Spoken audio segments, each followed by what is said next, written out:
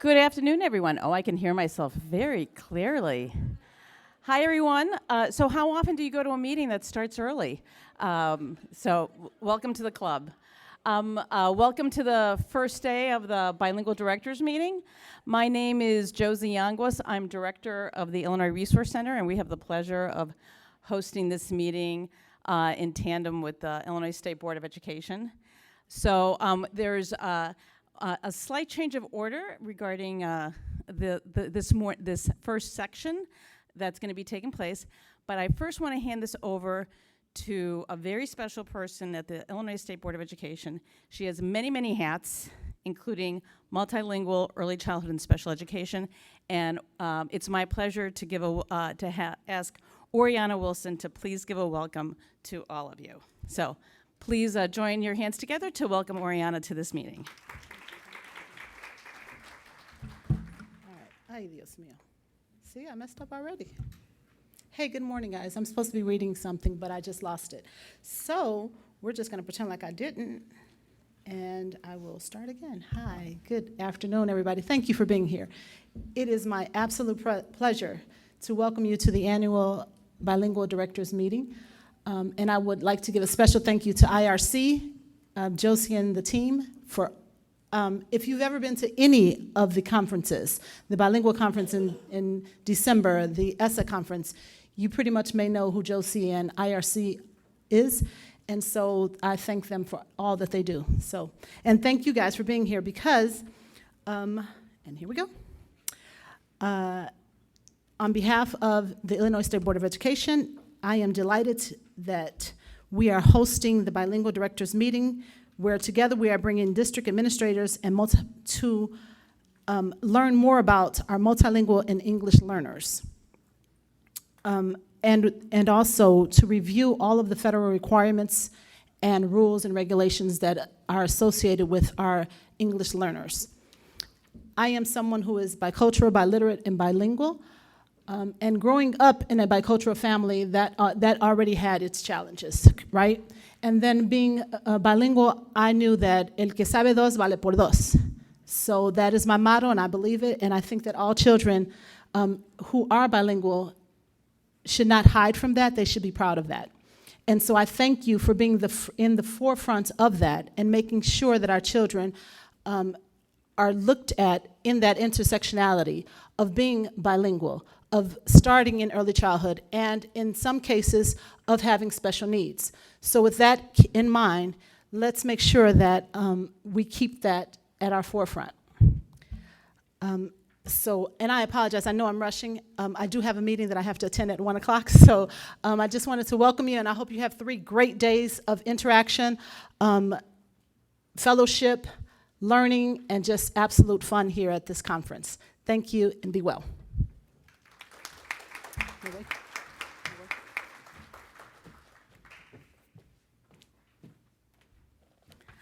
All right, well, thank you, Oriana. Thank you so much. So before we get started, I know we've been seeing some of these announcements that have been taking place here on throughout here, but I just want to highlight a few things for you as far as the next few days of how they're going to be organized. Number one, make sure, if you have not checked in yet at the front, make sure you check in for registration. That's very important. I hope you've all been able to access the Wi-Fi here at the hotel, and you need to look up the network of CHIOK_conference, and the password is not bilingual 2022, it's VIP 2022, because all of you are extremely important. So so just look for it, and again, the network is CHIOK_conference, and it's VIP 2022. Now, how many of you parked in the parking lot today? All right, and how many of you have already grabbed your little voucher so that you don't have to pay on the way out? Okay, so if you haven't grabbed the little chaser ticket, make sure you grab that by registration, and that way you won't have to pay for parking, and that includes both for today and for the next couple of days as you come. If you're staying here at the hotel, you don't need to worry about parking at all. That's getting covered under the master bill. Now, I bet you've all noticed that some of you have different dots on your badges. And so if you have a blue dot, congratulations. It means that you are brand spanking new. And so welcome to the austere grouping of bilingual directors here at the state. And we welcome you with open arms.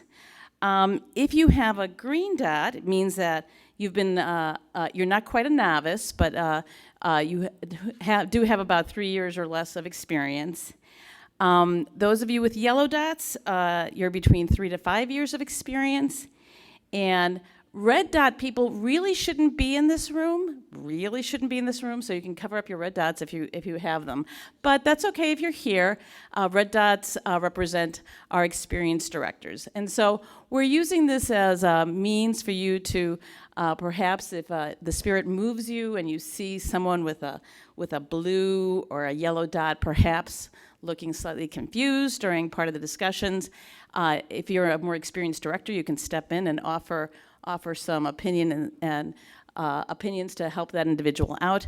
And clearly, if you have a blue dot or yellow dot, seek out especially those red dot people. Don't make them cluster on their own, and ask them for advice. So it's really a means for you to figure out what to help you with networking with other people. And there are some of us who have no color whatsoever, so we're just very, we're just kind of either above or below the fray, so I'm not sure quite where, but you can always ask us lots of questions as well. So you'll see that if you so choose, if you want to wear a mask during this meeting, you're absolutely free to do so. We are still trying to abide more towards social distancing here in the rooms, but we all know we're just still mindful about the health situation here. I do advocate that if you can follow some of our socials for this meeting, including hashtag Illinois Bilingual Directors 22. Feel free if you're someone who enjoys using Twitter or other social media to also advertise this meeting.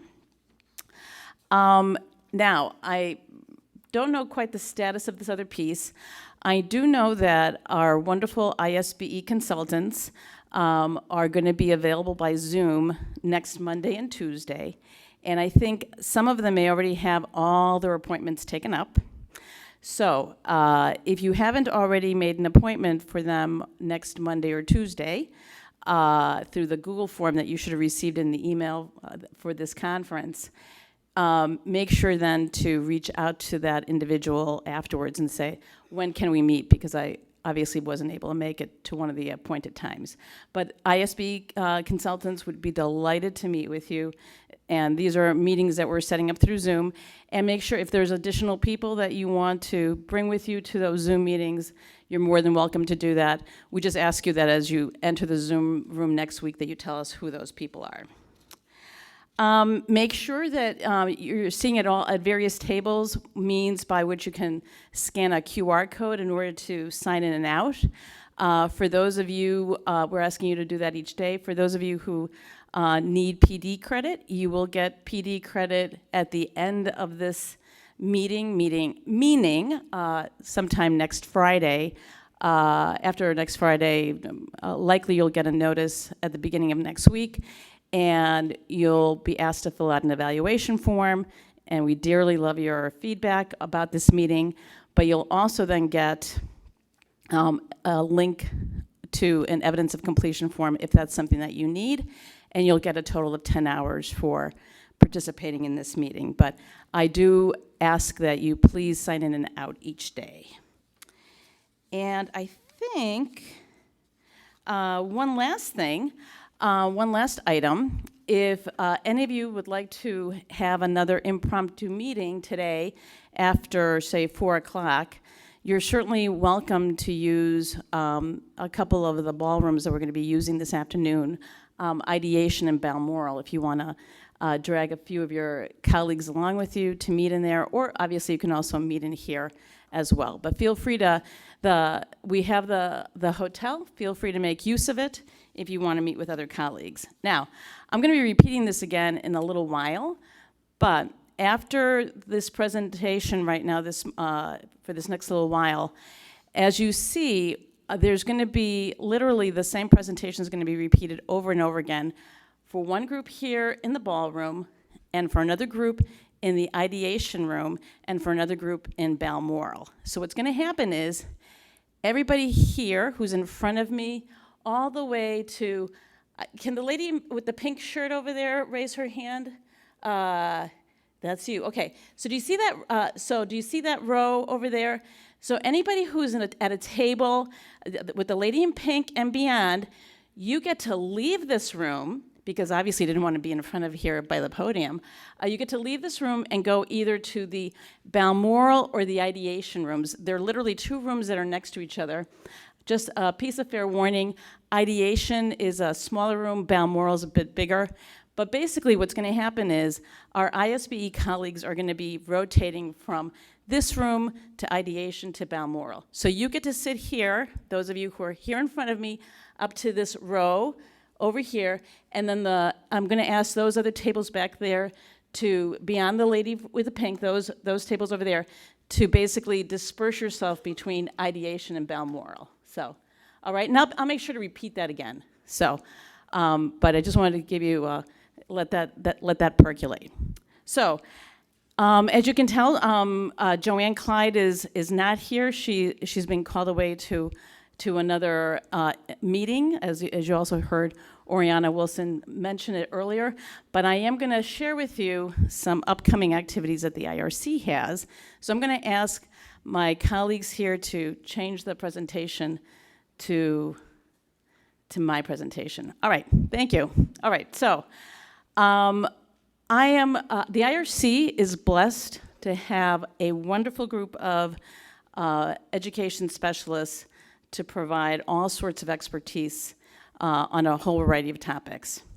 And you can follow many of these events through our social media, through Facebook, Instagram, Twitter. And I'm going to give you just a little bit of a taste as to some upcoming activities that are taking place that perhaps you may want to share with your teachers, with other colleagues to participate in. And let's see if this works.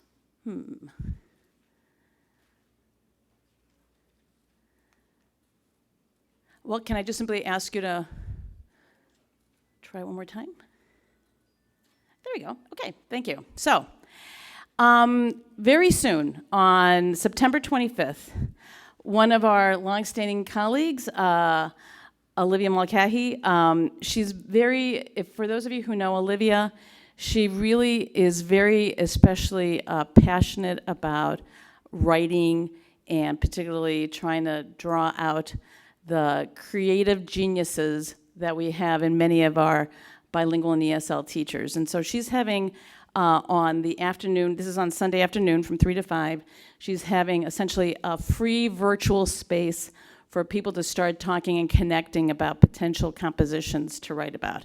And we know that as educators, people are very passionate on a whole variety of activities. And so this is a way to have writing be slightly more organized, to have other people, including Olivia, bounce off ideas. So if you know of people in your districts, or perhaps you yourself, that, gee, I just need a little bit of a push in the area of writing, this would be an activity that you can participate in. Olivia is actually planning a whole series of writing activities during the year, but this might be something to inspire you. So that's going to be Sunday, September 25th from 3 to 5, and it's virtual.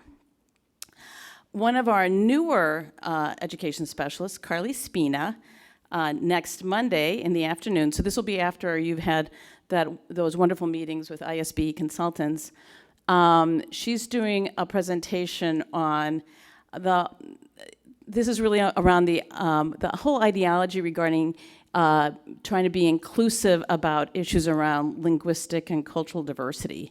And so this is a virtual event that's taking place on Monday, September 26th from 4 to 6. For those of you who know Carly. She's a very, very popular speaker, so that's going to be taking place there. And all of these can be found on ISBE's website, and these are all free. I don't know if you saw the word free at the top. These are all free of charge for people to sign up. Maggie Essick, who's here in the room, so Maggie can lift up her hand here. Maggie, we're also experimenting with days and times. So Maggie's going to be doing a presentation on developing language without print and using non-print text with multilingual learners. This is another very popular presentation. Maggie's going to be doing this presentation on Saturday. We know October 1st from 9 to 11. We know how difficult it's been to get substitutes during the school day, and that's why you'll notice that many of our sessions are either are after school and such, so this is another example. So I highly recommend that people take advantage of Maggie's presentation. Now this is actually an in-person event that's taking place at our offices here in Arlington Heights. For those of you who haven't been at the IRC, we're not too far from the intersection of Algonquin and Arlington Heights Road. And this is one of these, a traditional make and take activity for teachers from grades K to 8 on, and for those of you who are familiar with Michelle Yanong, Michelle just loves to share all sorts of tips and trades and ideas with people. So we're trying to take a shot to see if maybe a after-school session from 5 to 6:30 will go. But this is something that I'm sure you'll be highly entertained as a result of this presentation. So that's on October 3rd from 5 to 6:30 p.m. with Michelle Yanong. One of the colleagues from our office who's been doing a lot of work in Spanish literacy, in this case, it's Rachel Plotty. It's Rachel, for those of you, you may have known her before as Rachel Anderson Plotty. She's going to be doing a virtual presentation from 4 to 6 on Tuesday, October 4th on building background knowledge bilingually. So for those of you, especially who are in dual language programs, TBE programs, I really highly encourage you to participate in that. And again, 4 to 6 on October 4th. Michelle is also going to be doing, Michelle Yanong is going to be doing a virtual presentation on October 9th from 1 to 3 p.m. on, this is a presentation that she's done in the past also that's been very popular on modeling and deconstructing the genre from K to 8. And so that's going to be October 9th from 1 to 3 in the afternoon. That's another one that I would recommend. As you know, or as you may not know, the state approved updated Spanish language arts standards.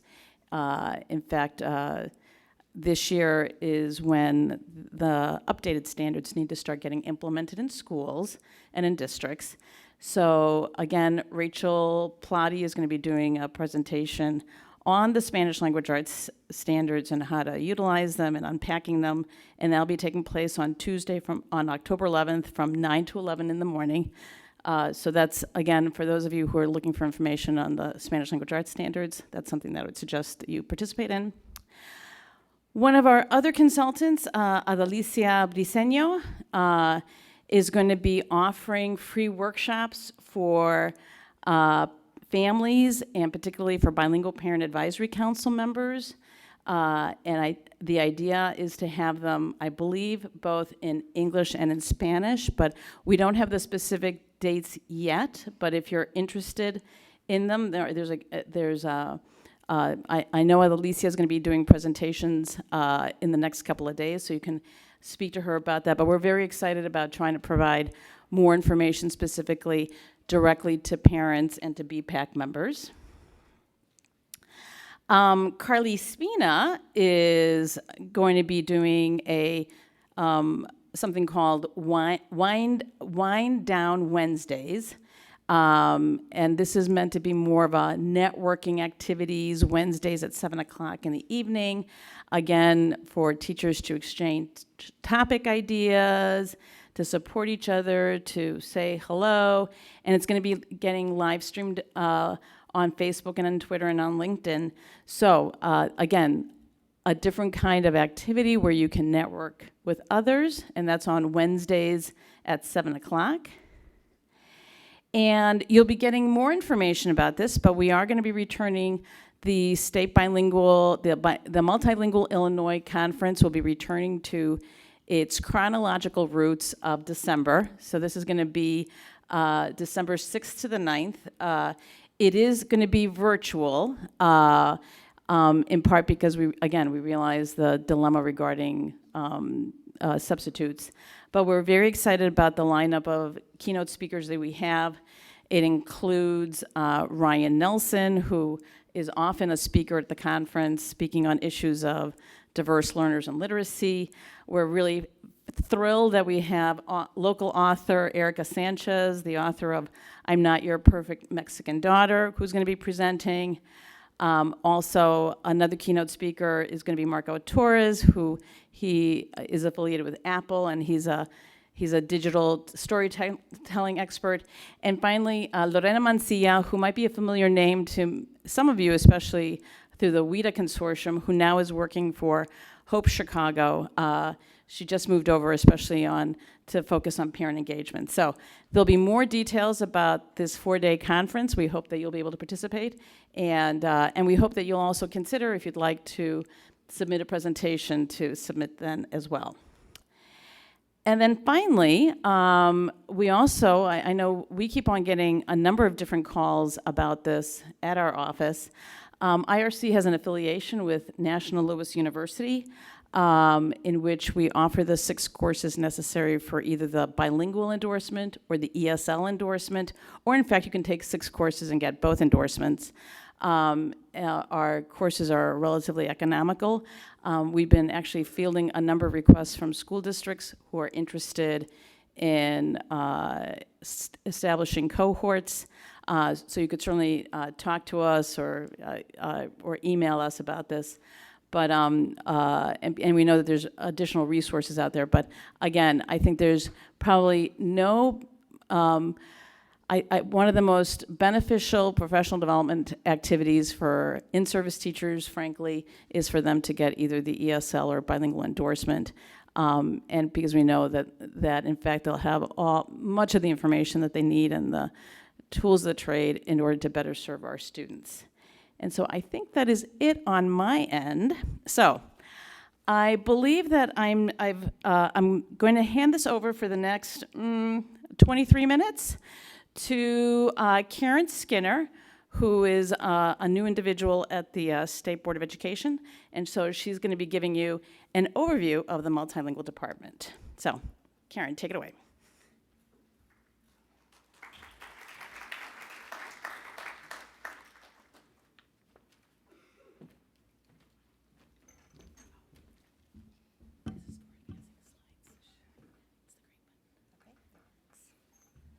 Good afternoon, everybody.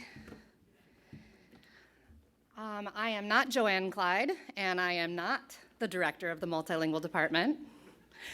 But I am going to go ahead and give you guys an overview while Joanne is out, called away at this time. So we'll go ahead and get started so that we can keep everything on track with the rest of our breakout sessions.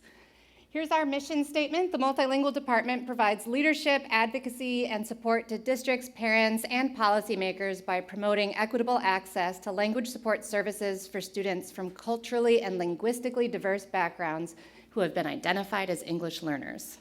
There you go. That's our goal. That's what we're here to do for you guys. Our Multilingual Department is constructed mostly of people like me, principal consultants, and we all are here to help you guys in supporting your programming for EL students.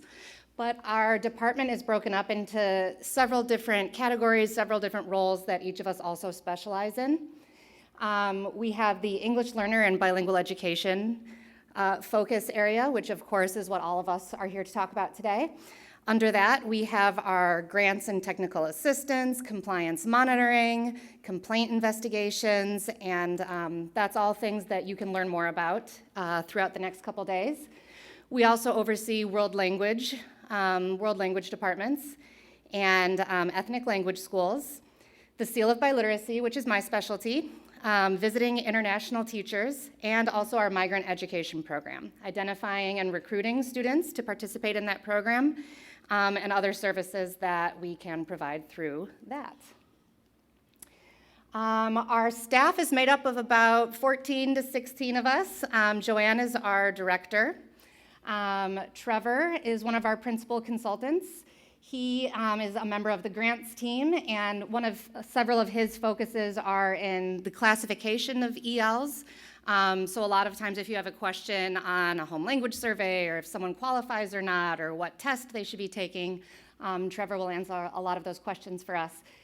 He's also our expert on WIDA and migrant education. Alexis is our program specialist. She's not here today, but she keeps things running smoothly for us. Asma is a member of our monitoring team, and she also focuses on dually identified ELs. Those ELs who also are in the special education program may also have IEPs as well. Yvonne and Lydia are both very, very happy to be here, you can see. And Yvonne is a member of our monitoring team, and she also, her area of specialties is early childhood English learners. And Lydia is also a member of the grants team and focuses on those dually identified English learners as well. Oops, let's go back. Oh no, yeah, okay, good. I'm good. All right, Sang is our expert. He is the big boss man in charge of the grants team. He knows everything about everything. He sort of runs all of our stuff about Title III and all of those funding questions that we all have. So he's our go-to guy for all of that. Jay is on the monitoring team, and he also oversees world languages and ethnic language schools. And as we were just hearing about the Spanish language arts standards that are ready to be implemented in schools this year, if you have TBE full-time programs, those are the standards that we should be teaching towards. And so Jay also oversees that. We've got Beth. She's a member of our grants team as well, and her area is migrant education. Edwin is on the monitoring team, and he does a lot of the EL-EBF stuff and classification and WIDA along with Trevor. He's another expert in that area. Sonia is on the grants team, and she knows everything about all of those little things your teachers need to do to make sure that they are ESL bilingual certified, meeting all of the requirements that they need to in order to meet the needs of our English learners. And she also helps sort out professional development for teachers, working with ELs and charter school applications. You know, charter schools have English learners as well, and so she sort of oversees that part of their applications as well. Then there's me, yours truly. I'm a new member of the team, and I am on the grants team, and I oversee the Seal of Biliteracy. Claudia is in charge of our visiting teachers. We're going to talk more about that. We have a few open spots in our monitoring team. And we have Carlos, who is our sort of connection with the Ministry of Education in Spain, and he works with Claudia closely with our visiting international teachers. I don't know if any of you noticed, but the ISB website sort of got a rehaul recently. There used to be a really nice way to click on the multilingual department right away, and instead they did a really cool thing and sort of moved us under into a tab and just made us a tiny little piece of text. Is there a laser pointer on here? I don't know. Well, I mean, you can see it's the green circle, but now when you go to ISB, instead of being right there, click, you sort of have to like scroll, boop, boop, to get down to where we are. So it's like a 2-scroll job instead of just going straight to ISB. So under this awesome trumpet player here, you can see multilingual, and that is where you will click, obviously.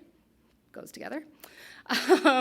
And then on the left, this is what you'll see on the screen. This is our, and those green boxes, those are sort of the overview topics I just gave you. So that's where you'll have Seal of Biliteracy, English learners, the EBF, and all of that stuff. And then if you scroll to the bottom, that's where you'll see our contact information. And when you click on our contact information, you will get to this next page where the blue circle is showing you the principal consultant list. So that is where you will be able to click, do a Control F, look for your school district, and you can see the specific principal consultant who you should call with all of your questions, so that you have a one-on-one relationship with someone to help you get all your questions answered. And then we work closely with each other because, as you saw in the slides before, we have different specialties, different areas that we know about, and so a lot of times we'll consult with each other, go back and forth before we can get you an answer, but that way you have one contact person and you don't feel like you're out there alone trying to figure out everything by yourself. That's what we're here for. So that first thing that we're all here for today, and that first big blue box on the chart of our organizational chart there, is obviously English learners and bilingual education. And what falls under this category is, first of all, we can't really educate our learners if we haven't identified them. So of course, identifying and providing services for ELs, that's what we're all here to do. Complaint investigation.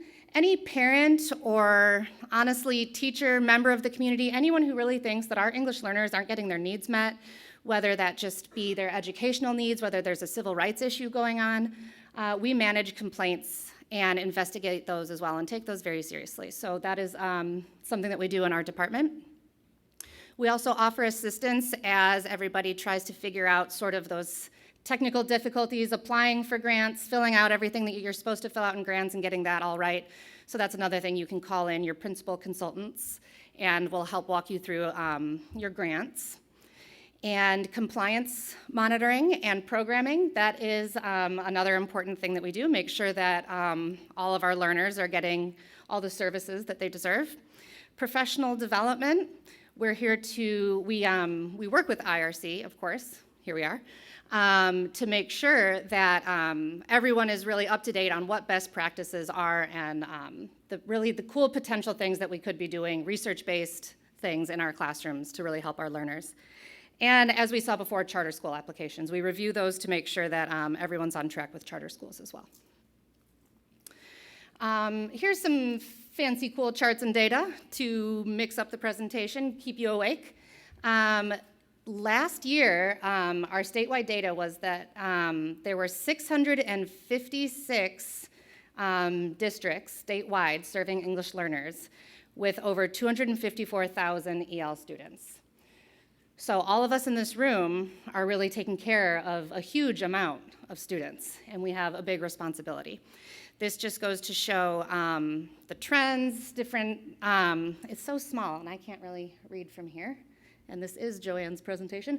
Okay, and the bar graph in the lower left corner, we can see the different types of programming. TBE full-time is where most of our learners find themselves. And I'm sure there will be copies of this for everyone to read through and sort of peruse, those of us who get really excited by charts and graphs. Of course, Cook County has our largest number of EL students, but we see a breakdown here of all the different counties in the state and where we find our learners concentrated mostly.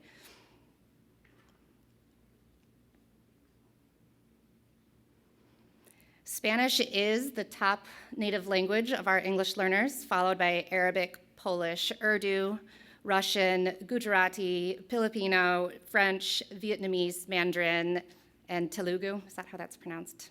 Telugu. So these are our top languages. So aside from all of those EL bilingual programs, let's move on to some of the other things that our department is in charge of. Migrant Education is a really interesting program. We sort of work to allocate funding in accordance with federal Title I Part C program. And this is to serve our students who might fly under the radar and sort of get missed. We're trying to scoop up those students and make sure that even though they may not be in a super structured TBE full-time program, that even though they aren't doing that, they're in our state and they're still getting their needs met and they're still learning and receiving high quality and comprehensive education programs and all of the other services that they need. So this program that we have is sort of an effort to reach out and scoop up those students and make sure that no English learner in our state is flying under the radar and not getting their needs met. This looks like it was supposed to be a graph that failed, so boop. yeah, and just there's a lot of complicated aspects, a lot of players here. Interstate, we're working with lots of different states. As we know, in the Midwest, agriculture is such a big part of our way of life, and so a lot of us are working together, and yeah, there you go. The World Language Program, that's a pretty obvious one, the Multilingual Department running the World Language Program. So this is, once again, going over the Spanish language arts standards. Those are gonna be important for us all to be familiar with starting this year and going forward. Ethnic language schools and other resources for districts in those areas. And now here's something I actually feel like I can talk about is the Illinois State Seal of Biliteracy. And we're doing lots of cool, exciting things with the Seal of Biliteracy. We want to get as many people, as Oriana was saying at the beginning before she had to run out. It is just such an awesome thing to be bilingual, to be biliterate. And we want as many students as possible to graduate with this distinction. And we don't want it to just be something that ends up only for children who grow up speaking English and have a really rigorous program of Spanish or French in high school. We want to make sure that our English learners have access to this as well. So this is really something that we're trying to enhance and make sure that our English learners are encouraged, if they can, to maintain home language while they're learning English, because really there's nothing better than being able to speak and participate, read and write, being actually biliterate in when you graduate high school. The opportunities are just endless. So that's the Seal of Biliteracy. The great thing is that it offers world language credit in universities by Illinois law. There is a document I'm working on putting together with each university, each Illinois public university or college, and what credits or what classes are covered once a student graduates with the Seal of Biliteracy. There are certain credits that students earn by having the seal on their diploma, and some universities also state what class they would place into. So it also helps at registration time for students. And this is a huge financial impact on students, because placing out of a language program or advancing farther really can save a lot of money if you're trying to get through college faster or get as much as you can done in high school, and as we're looking for different financial solutions for our students. And I believe Christine Anderson is going to talk about that tomorrow from West Aurora. She did a really, really cool project getting her English learners the Seal of Biliteracy, and she has a bunch of data on that and some really interesting information about the money that her students saved going to their local community college and already having the Seal of Biliteracy. And I'm so excited to attend that and talk about that with her. We also have the commendation, which is you didn't quite make it, but you are on the road to being biliterate.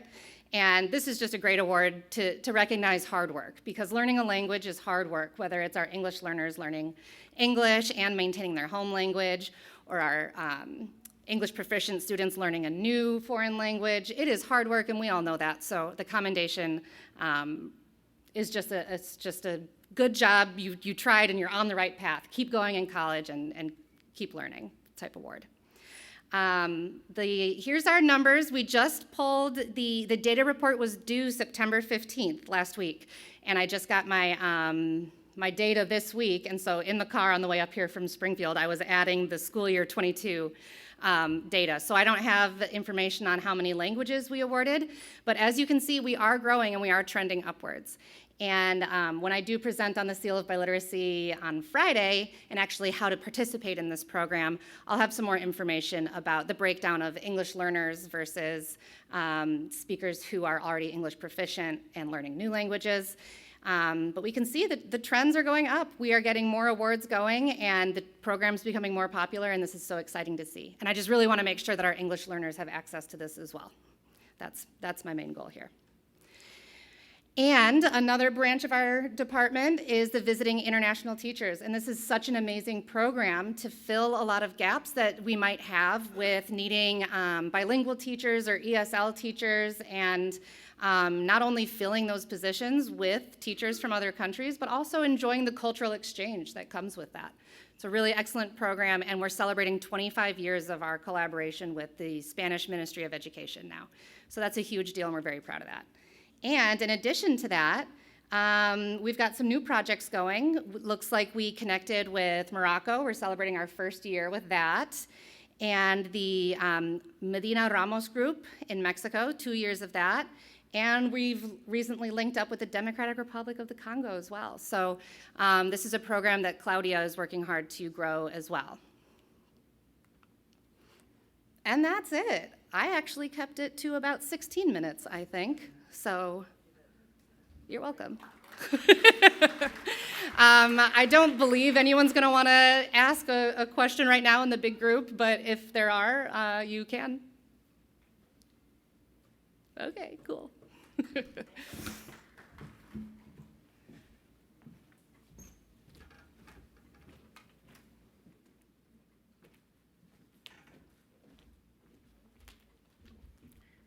Thanks, Karen.